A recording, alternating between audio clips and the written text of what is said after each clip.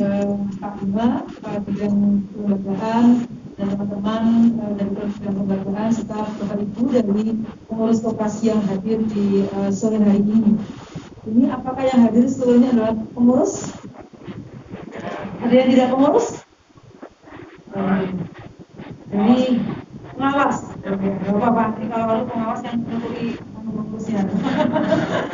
Ya, baik Bapak Ibu saya hormati. Jadi alhamdulillah kita panjatkan bersyukur kepada Allah Subhanahu wa taala karena kita masih dipertemukan ini dalam keadaan sehat walafiat. Bapak Ibu sekalian, saat ini kasus COVID-19 meningkat kembali. Jawa Tengah hari ini jam 4 kemarin pertambahannya sudah 1.500 lebih. Dan memang paling banyak adalah Omikron, meskipun juga ada yang Delta. Tapi memang kita harus tetap bergerak terus ya Pak, karena ekonomi jangan sampai seperti tahun 2020 2021. Meskipun tapi memang kita harus ingat bahwa penularan Omikron itu sangat cepat. Sehingga saya berharap Bapak Ibu sekalian tetap menggunakan masker sampai ke hidung. Saya mohon tidak hanya menjaga diri kita sendiri, jaga orang lain. Jadi saya mohon di dalam kelas tetap menggunakan masker sampai ke hidung. Nah ini nanti kalau yang panitia lupa, tolong diingatkan. Nah ini menjadi penting bagi kita. Pak Gubernur berpesan ekonomi harus terus bergerak. Kita terus melakukan kegiatan. Tetapi dengan prokes yang sangat ketat. Karena itu memang saya mohon maaf jika dalam kegiatan ini juga kita mensyaratkan adanya keterangan bebas COVID melalui tes antigen karena ini untuk keamanan kita semua. Dan tadi informasinya satu yang pamit karena mau berangkat ternyata antigennya dinyatakan positif. Jadi kita doakan mudah-mudahan teman yang tadi positif karena mungkin tidak bergejala, semoga lekas sembuh ketika kita bersama. Bapak Ibu semua yang saya hormati, jadi seringkali menjadi bahan diskusi kita bersama bahwa tadi aja saya mengikuti pertemuan dengan BPJRI mempertanyakan koperasi itu amanatnya ada di Undang-Undang Dasar 1945. Undang-undangnya saja sudah sangat lama adanya, tetapi kok kayak gitu aja koperasi kita. Nah, sehingga harusnya ini menjadi tantangan kita bersama bahwa koperasi itu sebenarnya kan lembaga bisnis ya. Meskipun juga ada sosialnya, karena memang tujuannya adalah untuk kesejahteraan anggota, secara umum untuk kesejahteraan masyarakat. Tapi sebenarnya kan ini lembaga bisnis. Yang dicari adalah untung, yang dicari adalah keuntungan dari sebuah bisnis yang diusahakan oleh koperasi. Tentunya koperasi itu juga sebenarnya setara dengan lembaga-lembaga ekonomi yang berbadan hukum lainnya. Harusnya ya.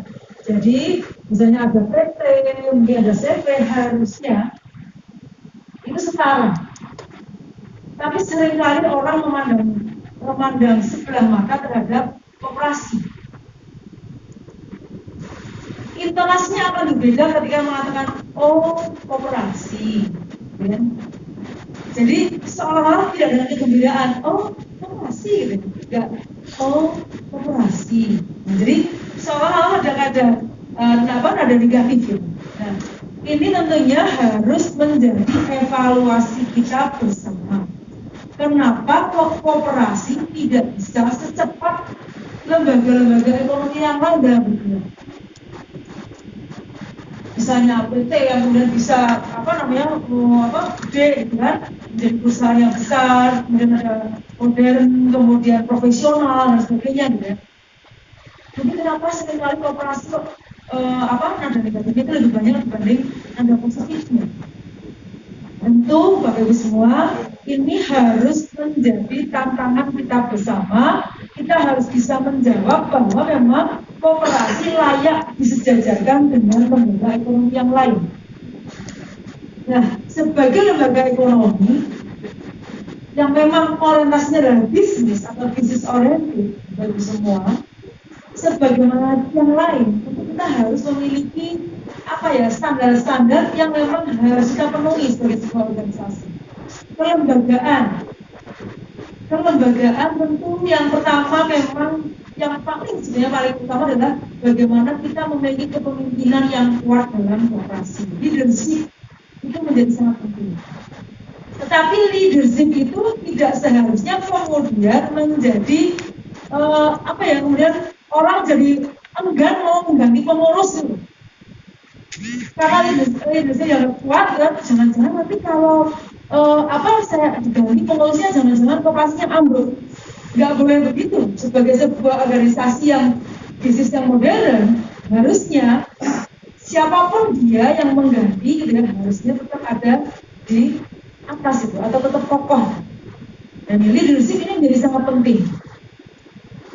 Dari mulai pengurusnya, pengawasnya, pengelolanya harus memiliki leadership yang baik.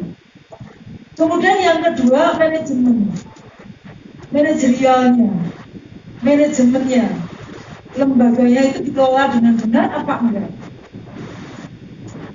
Kalau organisasi itu kan pasti harus minimal, kalau dalam teori organisasi itu kan pasti harus memiliki planning, organizing, equating, controlling. Minimal kan itu. Organisasi yang dikelola dengan cara seperti itu kan. Planning, yang namanya organisasi usaha, pasti harus memiliki rencana ke depan mau seperti apa. Saya tahun ini harus untuk 1 miliar, misalnya begitu. Kan harus ada rencana. Harus punya visi misi. Kemudian mengorganisir sumber daya. Bagaimana koperasi kemudian mengorganisasikan seluruh sumber daya yang dimiliki. Sumber daya koperasi itu siapa aja? Ya, ada pengurus, ada pengawas, ada manajer, ada pengelola, dan yang paling utama adalah ada anggota. Itu adalah sumber daya yang paling potensial harus dikembangkan oleh koperasi. Selain sumber daya yang di luar atau yang menjadi bisnis koperasi, ada stakeholder dan lain-lain. Ada equity-nya, pelaksanaan kerja seperti apa, sampai controlling-nya. Nah, ini sebagai sebuah sistem itu harus dibangun dengan baik. Dan tentu yang paling utama adalah bahwa organisasi itu harus dipimpin oleh orang-orang yang memiliki integritas yang baik, jujur. Memang tidak mudah, tetapi jujur itu menjadi sangat penting di dalam sebuah organisasi, apalagi organisasi bisnis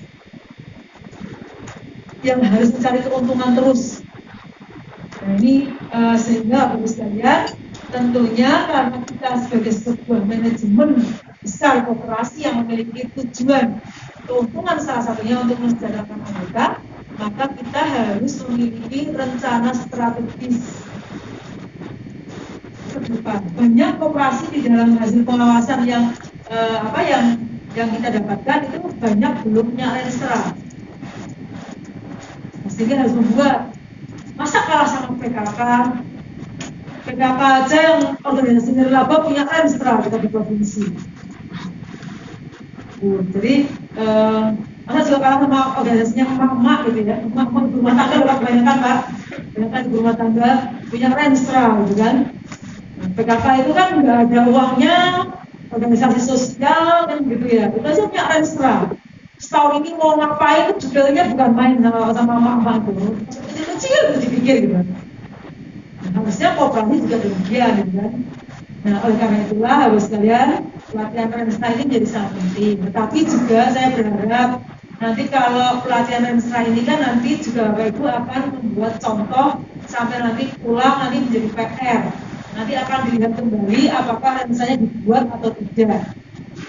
Nah, nanti kalau diberi contoh, jangan sampai Pak, anak pernah begini Pak, ini nggak di lokasi, saya dulu pernah itu membuat pelatihan untuk guru-guru, kan setiap sekolah itu kan diminta juga membuat renstra ya Pak ya, membuat renstra atau membuat dulu silabi saya lupa, apa ya silabi apa Pak?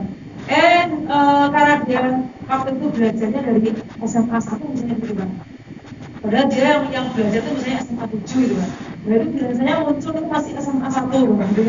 Karena kopi paste lagi ya. Nah ini harapan saya nanti jangan copy paste karena memang kondisi organisasi masing-masing kan beda-beda kan gitu kan.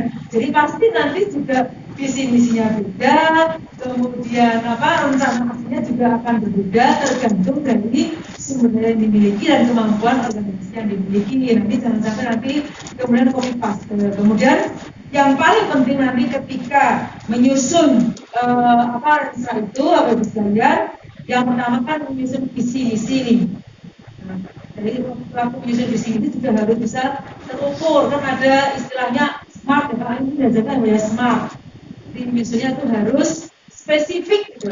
Jadi harus spesifik menyusun visi, misi, tujuan organisasi, kemudian sampai harus memiliki indikator kinerja. Jadi organisasi harus memiliki indikator kinerja utamanya itu mau apa, selama 5 tahun mau apa, breakdownnya selama setiap tahun itu seperti apa, itu harus ada. Kalau kita di kantor itu ya pasti seringkali diajarin kalau membuat perencanaan itu dengan indikator kinerja yang harus smart, jadi spesifik. Jadi jangan belajar kalau membuat visi itu Bapak Ibu itu seringkali bisa melihat ya visi-visi perusahaan yang gede-gede itu kan pendek-pendek itu ya. Telkom itu apa itu cuma satu kalimat gitu kan. Satu ini saja pendek dalamnya apa? Ada yang kayak smart gitu, kemudian ada yang clean yang 3 kata aja. Jadi kita bisa membuat visi-visi yang yang sangat terukur, yang spesifik sehingga kita akan bisa mau kemana. Kemudian yang berikutnya smartnya adalah spesifik. Yang kedua adalah measurable, terukur. Jadi dapat diukur selama 5 tahun target saya akan meningkatkan jumlah anggota koperasi dari 100 menjadi 500. Nah gitu. Setiap tahun dibagi, tahun depan sekian, tahun depan sekian. Dan selama 5 tahun akan meningkatkan keuntungan koperasi dari sekian menjadi sekian. Itu harus benar-benar terukur. Kemudian yang ketiga kita harus juga realistik. Jadi jangan ngobrol-ngobrol, merencanakan 5 tahun ke depan menambah anggota dari 100 menjadi 10.000. Sebenarnya nggak ada kan begitu kan? Nah ini tidak realistis, sehingga benar-benar harus dihitung benar dengan sumber yang tersedia. Kira-kira mau menambah berapa, misalnya